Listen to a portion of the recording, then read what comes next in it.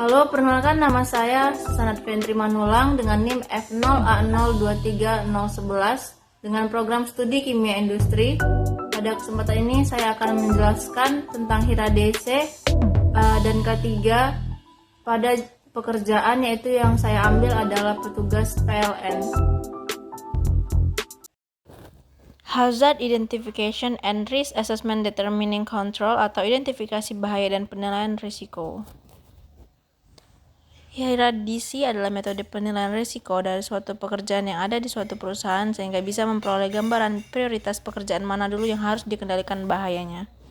HIRA-DC terbagi menjadi 3 tahap, yaitu identifikasi bahaya atau hazard identification, kedua penilaian risiko atau risk assessment, dan yang ketiga adalah pengendalian risiko atau determining control. Tujuan HIRA-DC adalah melindungi karyawan dari bahaya, mengurangi kecelakaan dan cedera, mengidentifikasi bahaya, dan meningkatkan produktivitas dan semangat kerja.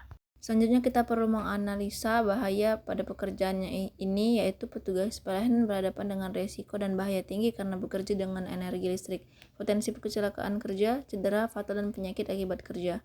Bahaya meliputi tersengat listrik, jatuh dari ketinggian, dan paparan cuaca ekstrim. Untuk itu mari kita bahas pada tabel HIRA-DC tahap pertama, yaitu identifikasi bahaya. Untuk kegiatan pertama yaitu pemeriksaan jaringan listrik, lokasinya di tower listrik, dan untuk kondisi di sini terbagi menjadi 5 bagian, yaitu yang pertama R menunjukkan tingkat risiko yang rendah, lalu ada SR sangat rendah, N normal, AN agak tinggi, dan E ekstrim atau tinggi. Untuk kegiatan pertama ini menunjukkan kondisinya R yang berarti tingkat risikonya rendah, lalu alat-alat yang digunakan adalah tangga dan APD, ada juga sumber bahayanya listrik tegangan tinggi dan ketinggian, dan dampak bahayanya itu bisa terkena sengatan listrik dan jatuh dari ketinggian. Lalu yang kedua adalah perbaikan transformer, lokasinya di gardu listrik, kondisi tingkat berbahayanya sangat rendah, lalu alat yang diperlukan itu obeng, tang, dan APD, sumber bahayanya listrik, tegangan tinggi, bahan kimia, dan dampaknya itu terkena sengatan listrik dan keracunan bahan kimia. Lalu yang ketiga ada pemotongan kabel listrik, lokasi jalan raya, kondisinya itu sangat rendah, lalu alat yang digunakan itu gergaji kabel APD, terus sumber bahayanya ada listrik, dan dampaknya itu terkena sengatan listrik dan kecelakaan lalu lintas. Kegiatan yang keempat yaitu pemasangan tiang listrik di area terbuka, tingkat kebahayanya itu normal, lalu identifikasi alatnya itu ada kren, tali pengaman, sumber bahayanya alat berat dan ketinggian, lalu dampaknya tertimpa alat berat jatuh dari ketinggian. Selanjutnya ada inspeksi meteran listrik di rumah pelanggan, kondisinya itu AN atau agak tinggi, resikonya agak tinggi. Identifikasi sumber bahayanya itu ada dari alat yang digunakan yaitu multimeter, dan kita juga perlukan APD. Sumber bahayanya itu dari listrik tegangan rendah dan dampaknya terkena sengatan listrik. Yang keenam, penggantian lampu jalan, lokasi di jalan raya, dan risikonya sangat tinggi atau ekstrim.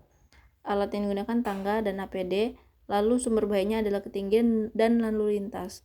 Dampaknya bisa jatuh dari ketinggian dan mengalami kecelakaan lalu lintas. Yang ketujuh, perawatan panel listrik, lokasi di gardu listrik, kondisinya menunjukkan tingkat risiko yang rendah, lalu alatnya yang digunakan obeng, tang, dan APD, sumber bahaya listrik dengan listrik tinggi dan dampaknya sengatan listrik. Yang ke-8 adalah pemasangan kabel bawah tanah, lokasi di area konstruksi, kondisi normal, lalu ada alat penggalian APD dan sumber bahaya alat berat dan listrik, dan dampaknya tertimpa alat berat dan sengatan listrik. Selanjutnya ada yang ke-9, pengecekan grounding system, lokasi di tower listrik, isinya R menunjukkan tingkat risiko yang rendah, lalu alatnya multimeter, APD, dan sumbernya itu listrik tegangan tinggi dan listrik ketinggian, lalu dampaknya itu sengatan listrik dan jatuh dari ketinggian. Dan yang terakhir adalah pembongkaran jaringan listrik, yaitu di tower listrik, dan kondisinya menunjukkan tingkat risiko yang rendah, alatnya tangga, alat pemotong, APD, dan sumbernya listrik tegangan tinggi dan dampaknya sengatan listrik dan jatuh dari ketinggian. Setelah kita mengidentifikasi bahaya, selanjutnya kita masuk ke tabel HIRA-DC tahap 2, yaitu penilaian risiko.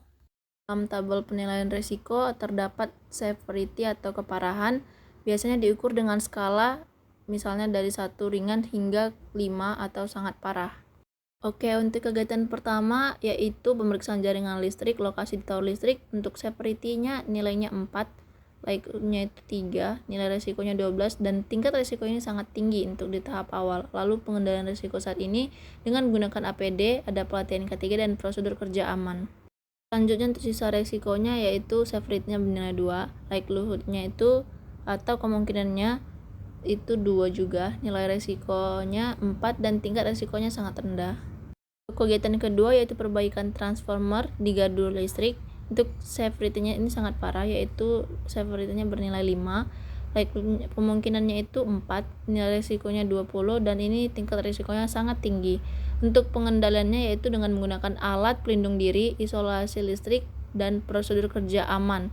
Lalu untuk sisa risikonya itu kalau sudah menggunakan APD, keparahannya tingkatnya 3, kemungkinannya 2, nilai resikonya 6, dan tingkat resikonya jadi sedang. Dan yang ketiga adalah pemotongan kabel listrik di jalan raya. Untuk keparahannya itu 4, kemungkinannya 3, nilai resikonya 12, dan tingkat resikonya sangat tinggi. Untuk pengendaliannya sama seperti yang sebelumnya, penggunaan APD, penutupan jalan sementara, prosedur kerja aman, dan sisa resikonya menjadi 2 untuk keparahan, kemungkinannya 2, dan nilai resikonya 4, dan tingkat resikonya menjadi rendah. Lalu yang keempat, pemasangan tiang listrik di area terbuka. Untuk keparahannya 4, kemungkinannya 3, nilai risikonya 12, dan ini sangat tinggi. Itu diperlukan pengendalian risiko dengan penggunaan APD, pelatihan operator kren, dan prosedur kerja aman sehingga sisa risikonya menjadi 2, dan sangat rendah. Lalu yang kelima ada inspeksi meteran listrik di rumah pelanggan. Untuk tingkat risiko awalnya itu keparahan 2, kemungkinan 2, nilai risiko 4, dan ini sangat rendah.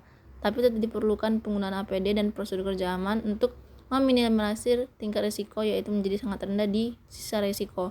Yang keenam ada penggantian lampu jalan yaitu di jalan raya dengan tingkat risiko sedang. Untuk itu diperlukan juga pengendalian risiko dengan penggunaan APD, penutupan jalan sementara, dan prosedur kerja aman sehingga tingkat risikonya menjadi rendah. Selanjutnya untuk yang ketujuh, perawatan panel listrik di gardu listrik. Ini tingkat risikonya sangat tinggi di awal tetapi diatasi dengan penggunaan APD, isolasi listrik, prosedur kerja aman sehingga tingkat risiko sisanya itu menjadi sangat rendah. Lalu ke-8 ada pasangan kabel bawah tanah di area konstruksi. Untuk di awal tingkat risikonya tinggi, lalu dilakukan pengendalian risiko dengan penggunaan APD, pelatihan operator alat berat, dan prosedur kerja aman sehingga sisa risikonya menjadi rendah. Yang ke-9 adalah pengecekan grounding system di tower listrik. Di awal tingkat risikonya sangat tinggi, setelah dilakukan pengendalian menjadi rendah. Dan yang terakhir adalah pembongkaran jaringan listrik di tower listrik. Ini risiko keparahannya 5 sehingga ini digolongkan menjadi tingkat risiko sangat tinggi. Lalu dilakukan pengendalian risiko dengan penggunaan APD, prosedur kerja aman, dan isolasi listrik sehingga sisa risiko menjadi rendah. Setelah mengidentifikasi bahaya dan melakukan penilaian risiko, selanjutnya kita masuk ke tabel hierarki tahap 3 yaitu pengendalian program dan monitoring. Pada tabel ini terdapat L yaitu eliminasi, merupakan upaya pengendalian risiko yang paling efektif.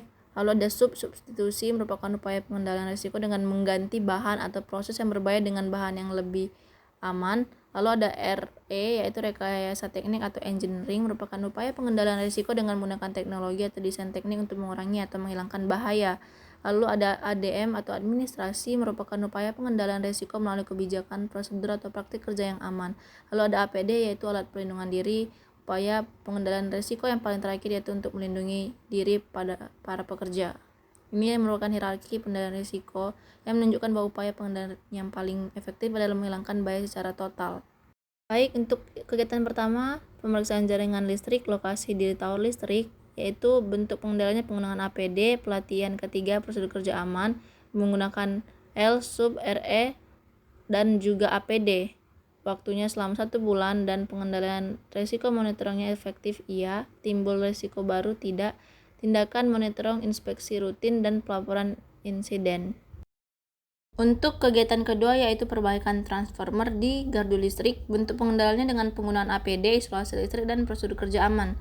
Hierarkinya yaitu menggunakan eliminasi, substitusi, RE, dan APD.